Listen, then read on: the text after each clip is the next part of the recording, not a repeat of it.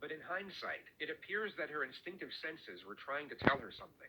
Lauren had told her friends multiple times that she felt someone had been inside her apartment, and she also started getting an eerie vibe when she came back alone, especially late at night. It was as though she could sense something wasn't right, and she even thought about moving multiple times, but unfortunately never went through with it. The reality was that Stephen McDaniel had stolen a master's key from a security guard and let himself into her apartment and looked around on several occasions. He also started filming her when she would leave and return to her apartment during all hours of the day. Had Lauren been in this situation before, or even knew anyone that had, she may have trusted her intuition and unknowingly saved herself from a tragic fate. But that's the key word: trust. She had no proof of the danger she was in, only conviction, which unfortunately wasn't strong enough when it was most needed.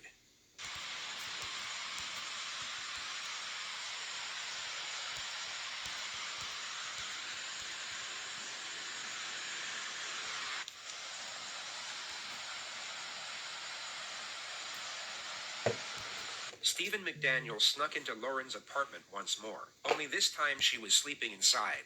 As he crept into her bedroom, she awoke and immediately panicked once she saw the intruder. McDaniel then pounced on top of her and proceeded to strangle her for roughly 15 minutes. Lauren put up a courageous fight and clawed at her attacker's face and chest, but she was eventually overpowered and died of asphyxiation. After the murder, Stephen dismembered Lauren's body in the bathtub with a hacksaw. He cut his victim into 5 pieces, placed each piece in a trash bag, and then disposed of each of them in separate trash cans around campus. 3 days later, Lauren's concerned friends would arrive at her apartment and let themselves in with a spare key. McDaniel would notice from his window and invited himself inside as he offered to help. All of her belongings were still inside, including her cell phone, driver's license, and passport. A missing persons report was filed that night. A search party commenced the next morning, and police would discover the victim's torso at 9:40 a.m. It was placed in a trash can next to the apartment complex. The rest of the victim's remains were never recovered. The investigation was then switched from a missing person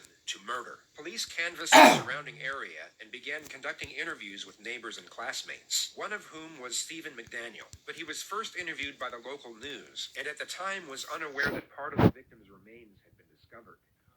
We're just trying to find out where she is at this point. I mean, no one had seen her since Saturday. I mean, the last time anyone heard from her was an email that she sent out, and no one's heard from her since. What kind of person was she? I mean, how did you put it? I mean, she's nice as can be. I mean, very personable, very much people person.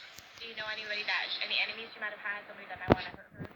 No, we just don't know where she is. What about the the parking lot area? I know they've been doing a lot of. I think that's where they have recovered the body or whatever they recovered from there. Body. Had you heard? Had you seen anything there? Had you seen anything there? I mean, we don't know if this is the same person. You know what I mean? Like they took out a lot